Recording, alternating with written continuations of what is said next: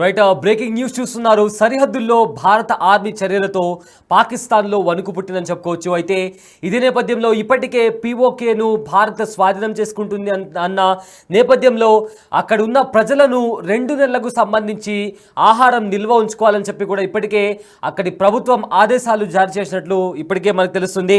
అయితే ఇదే నేపథ్యంలో పాకిస్తాన్ మరో అనూహ్య నిర్ణయం తీసుకుంది. భారత్ నుంచి దాడులు జరగవచ్చు అనే కోణంలో ప్రజెంట్ పాకిస్తాన్ ఆక్రమిత కాశ్మీర్లో కీలక పరిణామం చోటు చేసుకుంటుంది. అక్కడ స్థానిక అధికారిక యంత్రాంగం శుక్రవారం దాదాపు 1000కి పైగా మద్రసాలను తాత్కాలికంగా మూసివేస్తున్నట్లు ప్రకటించింది. కనీసం 10 రోజుల పాటు ఈ మద్రసాలకు సెలవు ఇచ్చినట్లు కూడా విశ్వసనీయ వర్గాల నుంచి వస్తున్న సమాచారం. అయితే ఇటీవల కాశ్మీర్లో పహల్గామ్లో అమాయక పౌరులపై జరిగిన ఉగ్రదాడి అనంతరం భారత్ పాకిస్తాన్ మధ్య ఉద్రిక్తతలు తీవ్ర స్థాయికి చేరాయి. అయితే ఈ నేపథ్యంలో భారత్ ప్రతీకార దాడులకు దిగవచ్చని, ముఖ్యంగా గతంలో ఉగ్రవాద స్థావరాలుగా ఆరోపణలు ఎదుర్కొంటున్న మద్రసాలను లక్ష్యంగా చేసుకోవచ్చని పాకిస్తాన్ భయపడుతున్నట్లు సమాచారం వస్తుంది.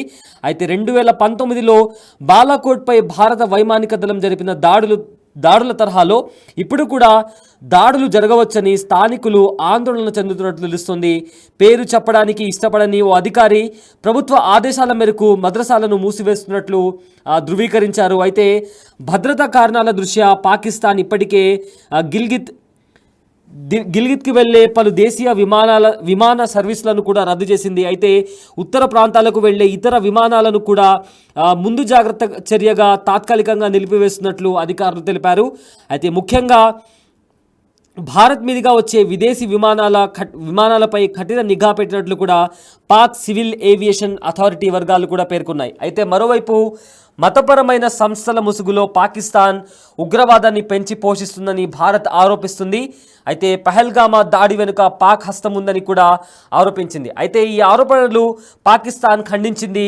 సింధు జలాల ఒప్పందాన్ని దృష్టిలో పెట్టుకొని భారత్ ఇలాంటి ఆరోపణలు చేస్తుందని ఎదురుదాడికి దిగింది. తమపై దాడికి ప్రయత్నిస్తే తక్షణమే గట్టిగా బదులిస్తామని కూడా పాకిస్తాన్ ఆర్మీ అధికారి ప్రతినిధి లెఫ్టినెంట్ జనరల్ అహ్మద్ షరీఫ్ చౌదరి భారత్ను హెచ్చరించారు. అయితే నియంత్రణ లేఖ వెంబడి పాకిస్తాన్ సైనిక విన్యాసాలను కూడా ముమ్మరం చేసినట్టు ఇప్పటికే వార్తలు వస్తున్నాయి. అయితే పహల్గామా ఉగ్రదాడి జరిగిన తర్వాత భారత్ పాకిస్తాన్ మధ్య ఉద్రిక్త పరిస్థితులు కనిపిస్తున్నాయి. ఈ నేపథ్యంలో భారత్ కొన్ని కీలకమైన అంశాలకు సంబంధించిన నిర్ణయాలు కూడా తీసుకుంది. అందులో భాగంగా సింధు జలాల నది ఒప్పందం విషయం కావచ్చు, లేదా అటారీ బార్డర్ మూసివేయడం కావచ్చు, ఇలా పలు రకాల కీలకమైన నిర్ణయాలు తీసుకుంది. అయితే ఈ నేపథ్యంలో భారత్లో ఉగ్రవాదులు ప్రవేశించకుండా ఉండాలి అంటే ఉన్న ఏకైక మార్గం పీఓకేని తిరిగి భారత్ కైవసం చేసుకోవాలి. అప్పుడు కంప్లీట్గా భారత్ నుంచి ఉగ్రవాదాన్ని తరిమి కొట్టొచ్చు అనే వాదనలు వినిపిస్తున్నాయి. అంతర్జాతీయంగా కూడా చాలా సంస్థలు ఒకవేళ భారత్ తిరిగి పీఓకేని కైవసం చేసుకుంటే ఖచ్చితంగా ఉగ్రవాదాన్ని అంతం చేయొచ్చు అనే కోణంలో ఇప్పుడు చాలామంది ఎక్స్పర్ట్స్ మాట్లాడుతున్నటువంటి పరిస్థితి కనిపిస్తుంది. అయితే ఈ నేపథ్యంలో అలర్ట్ అయిన పాకిస్తాన్ పీఓకేలో కొన్ని జాగ్రత్తలు తీసుకుంటుంది. పీఓకేలో ఆర్మీని మోహరించింది. ఇదే నేపథ్యంలో పీఓకేలో ఉన్న మద్రసాలను కూడా ఈ నేపథ్యంలో క్లోజ్ చేయాలని కూడా తాత్కాలికంగా వాటిని క్లోజ్ చేసింది. అదేవిధంగా అక్కడ ఉండే ప్రజలు ఎవరైతే ఉన్నారో అలర్ట్గా ఉండాలని, అదేవిధంగా ఒక 2 నెలలకు సంబంధించిన ఆహారం నిల్వ ఉండేలా చూసుకోవాలని కూడా అక్కడి ప్రభుత్వం ఆదేశాలు జారీ చేసింది. అదేవిధంగా ఎమర్జెన్సీ ఫండ్ కింద 100 కోట్ల రూపాయలను కూడా ఆ ప్రదేశానికి ఇస్తున్నట్టు తెలుస్తుంది. అయితే ముఖ్యంగా పార్టిషన్ అయినప్పటి నుంచి పాకిస్తాన్ ఎప్పుడు కూడా పీఓకే పైన డెవలప్మెంట్కి సంబంధించి ఎలాంటి దృష్టి పెట్టలేదు. కేవలం ఉగ్రవాదాన్ని పెంచి పోషించడంలో మాత్రమే దృష్టి పెట్టింది. అదేవిధంగా అక్కడుండే చిన్న పిల్లలను ఎవరైతే ఉంటారో మతం పేరిట వాళ్ళను ఉసుగొలిపి తప్పుడు సమాచారాన్ని వాళ్ళకిచ్చి, తప్పుడు మెసేజ్ని వాళ్ళకిచ్చి, వాళ్ళకి ఉగ్రవాదం వైపు ప్రేరేపించేలా కొన్ని చర్యలకు దిగి అక్కడుండే చిన్నపిల్లలకు మతం పేరిట వాళ్ళను విద్వేషకరమైన మాటలు చెప్పి వాళ్ళను ఉగ్రవాదం వైపుకి అట్రాక్ట్ చేసేలా చేసింది. సో ప్రజెంట్ అలాంటి ఉగ్రవాదులు అలా ఉగ్రవాదులుగా మారిన అలాంటి పిల్లలు ఎవరైతే వాళ్ళు ఇల్లీగల్గా ఇండియాలోకి చేరి ఇక్కడే ఉన్న అమాయకులపైన దాడులు చేస్తున్నారు, అతి కిరాతకంగా చంపుతున్న నేపథ్యంలో ఖచ్చితంగా భారతదేశం పీఓకేని తిరిగి కైవసం చేసుకుంటే ఉగ్రవాదం వైపు ఎవరైతే జనాలని ఆకర్షితులను చేస్తున్నారో వాళ్ళని కూడా భారతదేశం నుంచి తరిమి కొట్టొచ్చు అనే వాదనలు వినిపిస్తున్నాయి.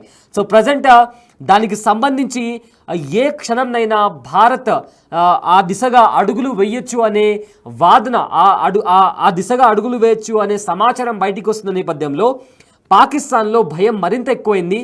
సో ప్రజెంట్ పాకిస్తాన్ ఎల్ఓసి దగ్గర కూడా పాకిస్తాన్ ఆర్మీకి సంబంధించిన బలగాలను కూడా మోహరించింది.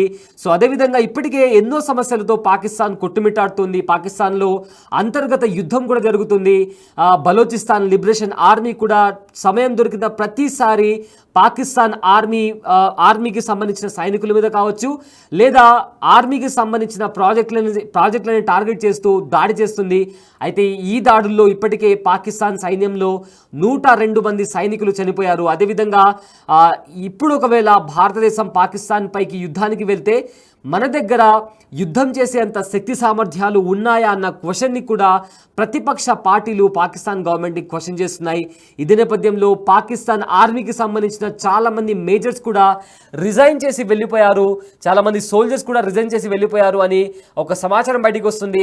మరికొంతమంది వాళ్ళ ఫ్యామిలీతో సహా పాకిస్తాన్ వదిలిపెట్టి వెళ్ళిపోయారు అన్న న్యూస్ కూడా బయటకు వస్తుంది. అయితే మొత్తం మీద చూసుకుంటే పిఓకే ఇప్పుడు హాట్ టాపిక్గా మారింది.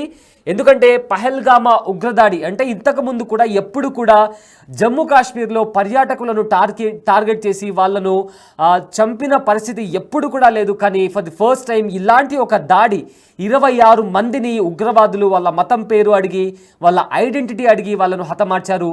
సో ఇంత భయానకమైన పరిస్థితి అక్కడ నెలకొంది.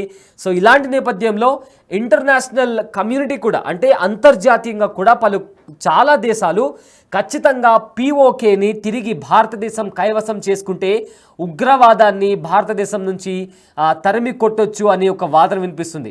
సో దానికి సంబంధించి పాకిస్తాన్ భయపడుతున్నట్టు కనిపిస్తుంది. ఇదే నేపథ్యంలో బార్డర్ దగ్గర కూడా యుద్ధ ట్యాంకర్లను మోహరించింది.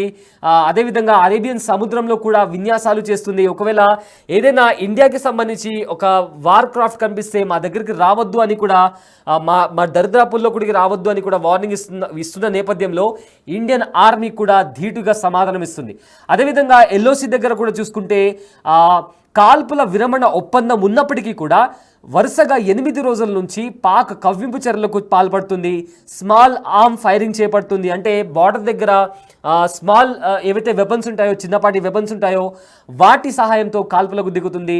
దానికి భారత ఆర్మీ కూడా ధీటుగా సమాధానం ఇస్తుంది. అయితే ప్రజెంట్ పిఓకే అంశం తెరపైకి రావడంతో మరోసారి బార్డర్ దగ్గర ఉద్రిక్త పరిస్థితులు కనిపిస్తున్నాయి.